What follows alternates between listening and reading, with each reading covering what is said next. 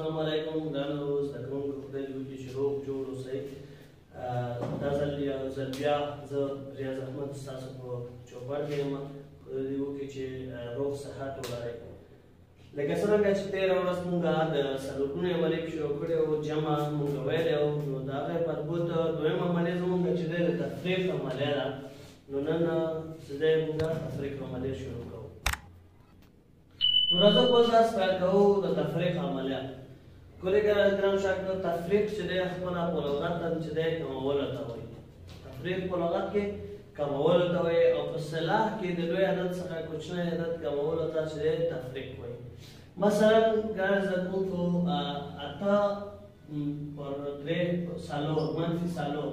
نو 8 نه چې څلور لاړ شي، ګورئ 8 رقم دی، د هغې نه چې څلور لاړ شي څو پاتې کېږي؟ څلور پاتې کېږي. ګورئ ګران زده کوونکو، همدغه مثال کې زه غواړم چې د تفریق اجزاوې تاسو ته تشریح کړم. دې ته چې دی ګران زده کوونکو په تفریق په اصطلاح کې وایي مفروق منها. مفروق منها. او دغه دویم حد ته چې دی وایي مفروق ورته وایي. مفروق. دریم دا چې دی د تفریق حاصل.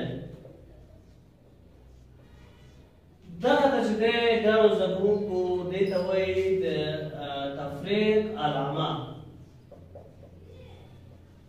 تفریق علامه ده، او دغه علامې ته چې دی بیا موږ وایو منفي.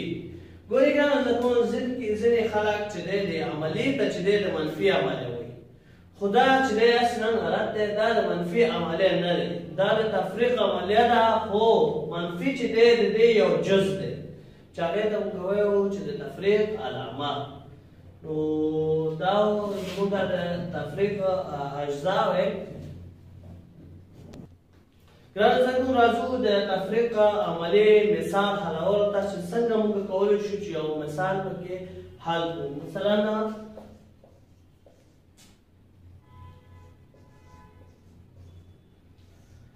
ګورئ ګرانو زده کوونکو، یو سوال دی چې دی دا موږ تفریق کوو. نو زموږ باید دویمه حد مفروق منهو، مفروق چې دی د مفروق منهو نه باید څه وي؟ کوچنی وي.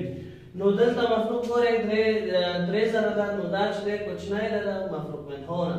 نو راځو چې دی د جمع په شان دا هم چې دی د ښي طرف نه یویز نه یویز منفي کېږي، لسیز نه لسیز منفي کېږي، او تر اخره پورې همداسې ځو.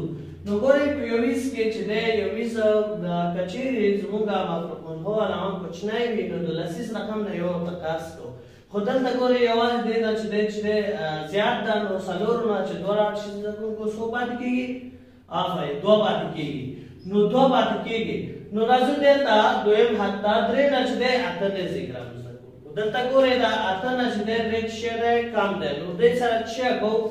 د څنګه عدد چې دی دې نه چې دی ورته یو عدد قرض کوو، یعنې دا ګورئ لسیز رقم دی، دا چې دی بیا په لسو پورته کېږي زده کوونکو. مثلا که چیرې 3 14 کېږي، که چیرې 11 که 2 12 5 15 داسې لس ورسره څه کېږي؟ اضافه کېږي. ولې چې د لسیز رقم نه یو ورته اخلو، چې لسیز رقم نه یو ورته اخلو دا کېږي 14.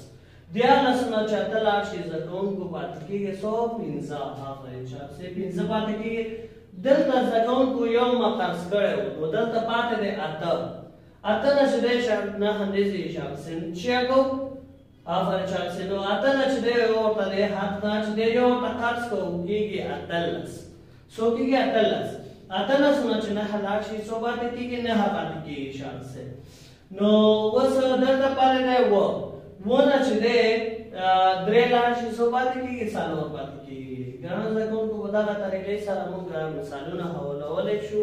نو دا زموږ نننی درس چې موږ تاسو ته وړاندې کړو. که چیرې کوم پوښتنه تاسو ولرئ، نو کور کې تمرین وکړئ په دې مثالونو باندې. که چیرې کوم پوښتنه ولرئ، نو همدې ویډیو لاندې چې دی کمنټس وکړئ. نو انشاءالله موږ ستاسو پوښتنې به یوه ورځ بېرته ستاسو پوښتنې حلوو تاسو ته. نو تر څو چې بیا زه ستاسو په چوپړ حاضر کړم، ښه وخت. تاسو هم ویډیوګانې شیر کړئ، سبسکرایب کړئ پیج او شیر یې کړئ پیج. ښه وخت.